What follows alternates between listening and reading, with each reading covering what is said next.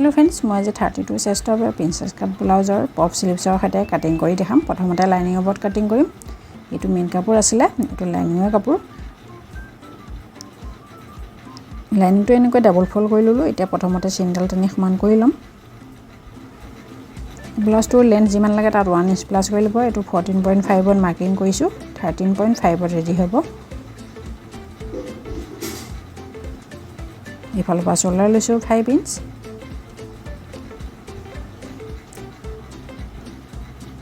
Arm whole লম 5.5 inch.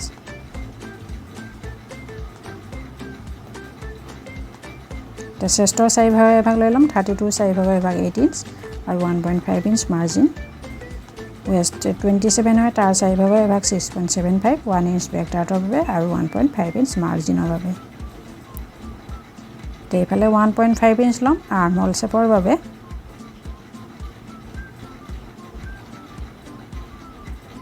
এনেকৈ মিলাই দিলো।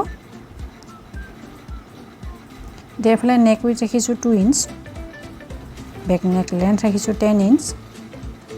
আপুনি কম বেছি কৰিব পাৰে। এইফালে 2.5 ইঞ্চ ৰাখিছো বহলটো।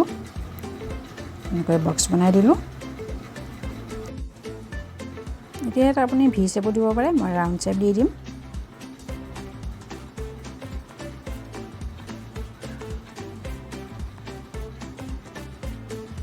ইফালে অকণমান ডাউন কৰিম নেকৰ ফালে। এতিয়া বেক পাৰ্টটো কাটিং কৰি লম। এই বেক নেকটো পিছত কাটিং কৰিম, যেতিয়া মেইন ফেব্ৰিকটো কাটিং কৰিম তেতিয়া। ইফালে ফিটিং লাইনৰ সৰুকৈ এটা কাট লগাইছো। এতিয়া ফ্ৰন্ট পাৰ্টটো কাটিং কৰিম। প্ৰথমতে এডাল চিন টানি সমান কৰি লম।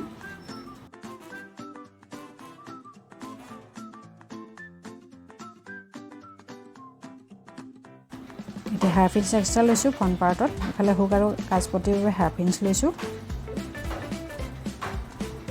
এনেকৈ এতিয়া বেক পাৰ্টটো এই দুডাল চিনৰ ওপৰত বহাই দিম। ইয়াৰ পিছত বাকী সাইডখিনি সেম টু সেম ড্ৰ কৰি ল'ম।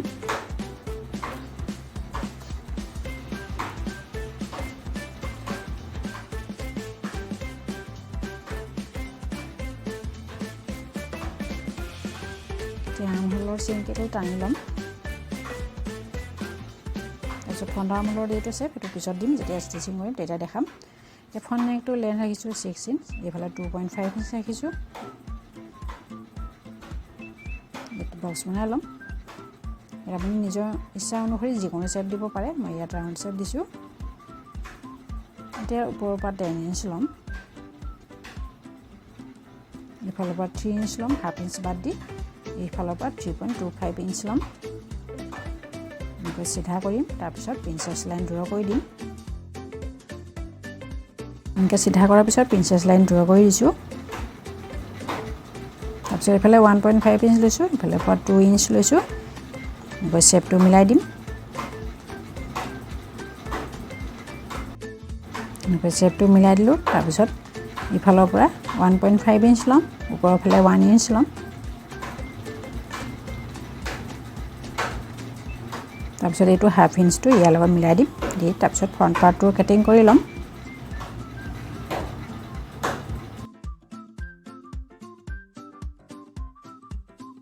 ফ্ৰণ্ট পাৰ্টটো কাটিং কৰি ল'ম। তাৰপিছত প্ৰিন্সেছ লাইনতো কাটিং কৰিম। এনেকৈ কাটিং কৰি ল'লোঁ। তাৰপিছত বেক পাৰ্টটোৰ নেকটো এতিয়া কাটিং নকৰোঁ, যেতিয়া মেইন ফেব্ৰিকৰ ওপৰত কাটিং কৰিম তেতিয়া কৰিম। মেইন ফেব্ৰিকৰ ওপৰত ডাবল ফল্ড কৰি এনেকৈ ৰাখি দিলোঁ বেক পাৰ্টটো। তাৰপিছত অলপ এক্সট্ৰা ৰাখি এতিয়া মেইন কাপোৰটো অলপ এক্সট্ৰা ৰাখি কাটিং কৰি ল'ম। এতিয়া লাইনিঙৰ যিটো নেকটো কাটিং কৰি ল'ম।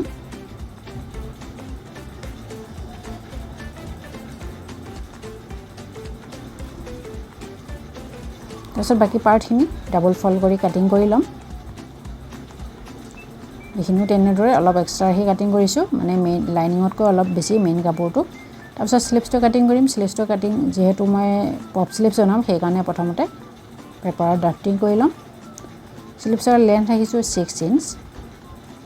এতিয়া এইফালে 3.5ও ডাউন কৰিব পাৰে, 2.5ও ডাউন কৰিব পাৰে বা 3 ইঞ্চো ডাউন কৰিব পাৰে, কাৰণ এইটো পপ স্লিভছ হয়।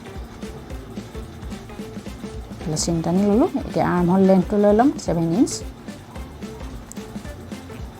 ইয়াৰ পৰা ইয়ালৈকে এনেকৈ মিলাই দিম। এইফালে মাৰ্জিন ৰাখিম 2 ইঞ্চ বা 1.5 ইঞ্চ এইফালে স্লিপছ ৰাউণ্ড যিমান হয় তাৰ হাফ লৈ লৈছোঁ 5 ইঞ্চ আৰু 1.5 ইঞ্চ মাৰ্জিন লৈছোঁ এতিয়া এইফালে 2.5 ইঞ্চ চিধা ৰাখিম তাৰপিছত চেপ দি দিম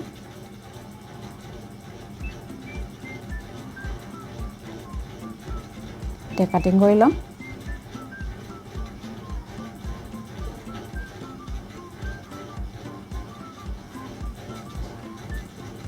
কাটিং কৰি ল'লোঁ এতিয়া এইটো স্লিপছৰ বাবে হয় যিহেতু সেইকাৰণে ইয়াৰ পটিটো উলিয়াই ল'ম এইখিনি পিছত ডিজাইনিং কৰিম এতিয়া প্ৰথমতে মই এটা স্লিপছ কাটিং কৰিম এনেকৈ ডাবল ফল্ড কৰি লৈছোঁ তাৰপিছত আৰু এটা স্লিপছ কাটিং কৰিম কাৰণ কাপোৰটো বেছি বহল হৈ গৈছে পপ স্লিপছৰ বাবে দুইটা স্লিপছ একেলগে নোলাব প্ৰথমতে এডাল চিন টানি সমান কৰি ল'ম এনেকৈ কাটিং কৰি লৈছোঁ তাৰপিছত এনেকৈ স্লিপছটো বহাই দিম দি প্ৰথমতে চেম টু চেম ড্ৰ কৰি ল'ম এইফালে 2 ইঞ্চ এক্সট্ৰা লাগিব এতিয়া দেখাই দিছোঁ এইখিনি বা চিধা কৰি ৰাখিম যিমানখিনি জোখত আছে এইটো স্লিপছটো মই আচল স্লিপছটো ড্ৰ কৰি লৈছোঁ